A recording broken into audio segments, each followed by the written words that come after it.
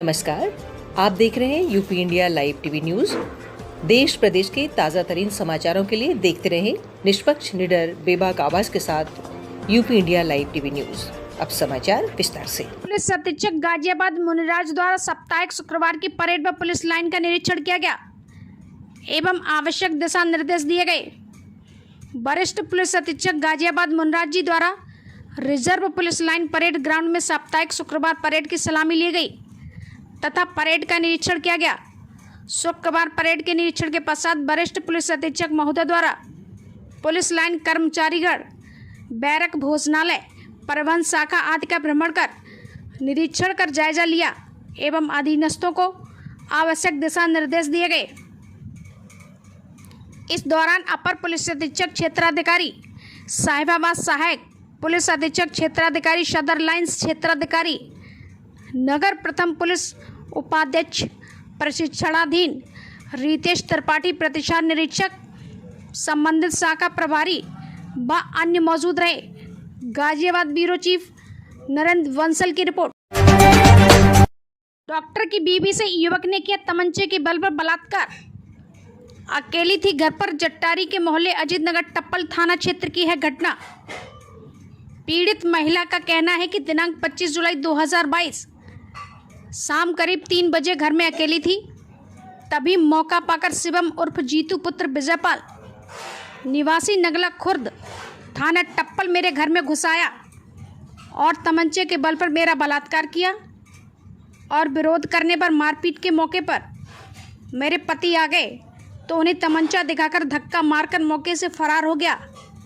घटना की रिपोर्ट करने थाना टप्पल गए तो रिपोर्ट नहीं ली गई तो पीड़िता ने एसएसपी से न्याय की गुहार लगाई है। संपादकीय विभाग दिल्ली से संवाददाता रविंद्र कुमार की रिपोर्ट।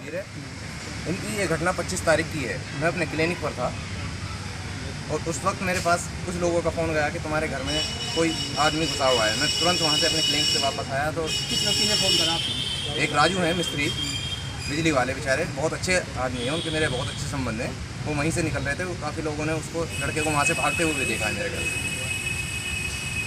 तो आपको की घटना की जानकारी राजू ने दी? जी हाँ, घटना की जानकारी मुझे राजू ने दी। तो फिर आप तत्काल घर पहुँचे? तत्काल मैं घर पहुँचा हूँ। तो तब मैं घर पहुँचा हूँ तो उसने, जैसे ही मैंने गेट खुलवाया तो गेट खुलते ही वो मुझ में धक्का मार के बाहर से निकला है।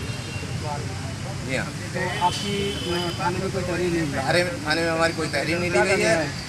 हम ऐसे साहब ने हमें ये कह दिया गया कि तुम्हें, हमने ये कहा था कि इस क्षेत्र में नज़र मत आना और यहाँ अगर नज़र आए तो तुम्हें जेल भेज दिया जाएगा या जो लोग तुम्हें मार देंगे। आप कप्तान साहब से मिले हैं तो उनसे? कप्तान साहब मुझसे नहीं मिले। कप्तान साहब मेरी पत्नी अंजू देवी से ही मिले। क्या आश्वासन मिला है? आश्वासन ये मिला है कि आप सीओ साहब से मिलिएगा, सीओ साहब को आप तहरीर दीजिएगा। चंडीगढ़ से बड़ी खबर। नाबालिग लड़की से सहायक अध्यापक से 3 लोगों ने किया बलात्कार। शिकायत करने पर दी पीड़िता और उसके भाई को जान से मारने की धमकी। पुलिस नहीं कर रही है एफआईआर दर्ज। जमा थाना क्षेत्र की है घटना। पीड़िता के परिजनों ने लगाई एसएसपी अलीगढ़ से न्याय की गुहार। नाबालिग पीड़िता का कहना है कि उसका शोषण कई महीने से हो रहा था और उसका मुंह खोलने पर जान से मारने की धमकी दी जा रही थी। नवंबर 2021 से उसके गांव खेड़ा खुर्द के एक ही सहायक अध्यापक ओम प्रकाश पुत्र गोपाली राम द्वारा उसको 11वीं कक्षा में पास कर देने के बहाने बहला फुसलाकर उसके साथ बलात्कार किया और लगातार उसके साथ बलात्कार करते रहे। सहायक अध्यापक ने नाबालिग पीड़िता का वीडियो भी बनाया। पीड़िता ने डर के कारण किसी परिवारीजन को नहीं बताया। पीड़िता का कहना है कि सहायक अध्यापक ओम प्रकाश मुझे और मेरे भाई को जान से मारने की धमकी देता था। बाद में ओम प्रकाश ने गांव के ही सुनील पुत्र श्यामलाल और वीरेंद्र को भी शामिल कर लिया और तीनों मिलकर बारी बारी से नाबालिग पीड़िता का शोषण करते रहे। ताज़ा घटना 24 जुलाई 2022 की है। ओम प्रकाश ने पीड़िता के साथ बलात्कार किया और उसको और उसके भाई को जान से मारने की धमकी दी। जब डरी सहमी पीड़िता अपने घर पहुंची थी तो उसकी मां ने पूछने पर पीड़िता ने रोते हुए अपने साथ हुए अत्याचार की पूरी कहानी बयां कर दी। पीड़िता ने बताया, ओम प्रकाश, गिरेंद्र, सुनील मेरे साथ कई माह से लगातार बलात्कार करते आ रहे हैं और मुझे और मेरे भाई को जान से मारने की धमकी देते हैं। पीड़िता के परिवारजनों ने घटना की रिपोर्ट संबंधित थाना प्रभारी से की तो थाना प्रभारी जवान ने अनसुना कर दिया। पीड़िता ने वरिष्ठ पुलिस अधीक्षक अलीगढ़ से घटना की शिकायत की है। अपने साथ हुए अत्याचार में शामिल तीनों व्यक्तियों को जेल भेजने की बात की है। संपादकीय विभाग दिल्ली से संवाददाता रविंद्र कुमार की रिपोर्ट। पड़ा था 24/7/2022 को। और कौन लगती है आपकी? ये मेरी भतीजी है।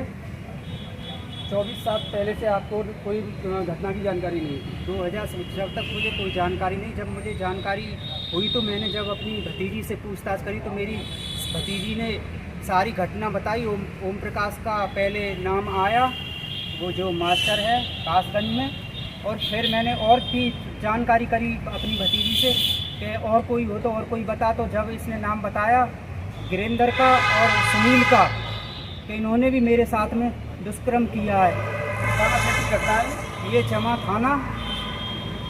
थाने में आपने कोई तहरीर नहीं? हम जमा थाना गए थे तो वहाँ पर उन्होंने हमें थोड़ा एक दिन तो ये कहा कि ऐसा है, हम तुम्हारी उनको पकड़वा दो तुम।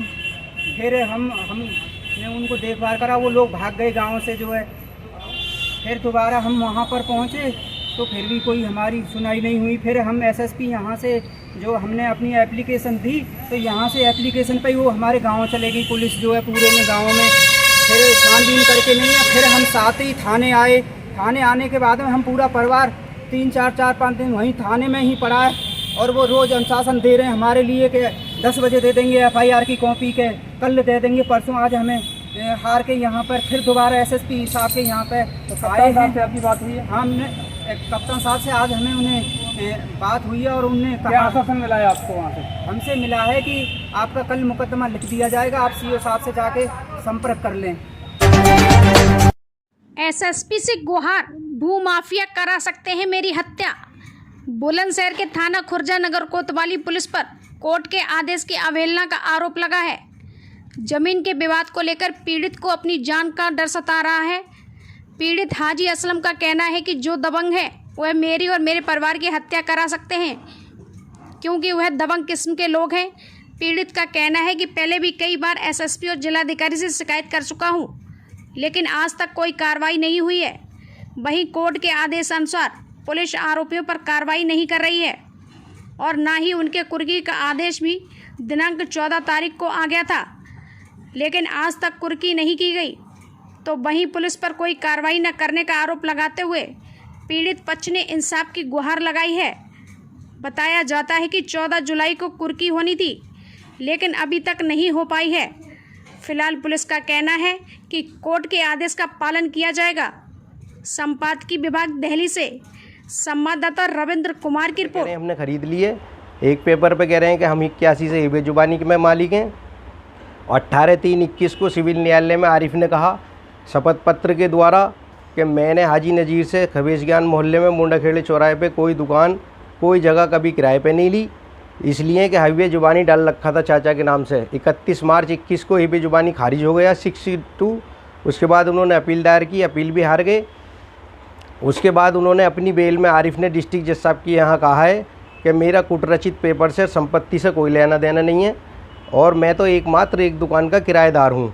1 साल पहले कह रहे हैं किराएदार नहीं हूँ, 1 साल बाद कह रहे हैं मैं किराएदार हूँ। दोनों न्यायालय में अलग अलग आश्वासन दे दिया। कप्तान साहब ने CO साहब के लिए आदेश किया है विधिक कार्रवाई करने के लिए और अभी तक कुछ हुआ नहीं है। अभी तक इंतज़ार कर रहे हैं। और कोर्ट की उसका उल्लंघन हो रहा है क्योंकि 14/7/22 से कोर्ट ने 83 का आदेश किया हुआ है। अभी उस पर कोई कार्रवाई नहीं हुई है, न मुलजिमों को पकड़ा गया। स्त्री बैंकर्स उन्मुखीकरण कार्यशाला का हुआ आयोजन। जिलाधिकारी ने दीप प्रज्वलित कर कार्यशाला का किया शुभारंभ। महिला स्वयं सहायता समूह के बैंक क्रेडिट लिंकेज में सहयोग कर जिलाधिकारी श्रावस्ती सूचना विभाग राष्ट्रीय ग्रामीण आजीविका मिशन के द्वारा स्वयं सहायता समूह के बैंक क्रेडिट लिंकेज के लक्ष्य की प्राप्ति हेतु जनपद के समस्त बैंक प्रबंधकों का सूक्ष्म वित्त एवं वित्तीय समावेशन विषयक 1 दिवसीय उन्मुखीकरण कार्यशाला का आयोजन कलेक्ट्रेट सभागार में किया गया।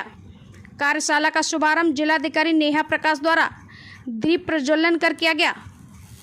इस अवसर पर जिला विकास अधिकारी राम समुज डीसी NRLM जिला मिशन प्रबंधक गौरव धुरिया, अखिलेश आलोक कुमार, अंजू मौर्य, रामपति एवं समस्त ब्लॉक मिशन प्रबंधक सहित अन्य संबंधित अधिकारी कर्मचारीगण उपस्थित रहे। Bureau report Shravasti. देश प्रदेश के ताज़ा तरीन समाचारों के लिए देखते रहिए UP India live TV news.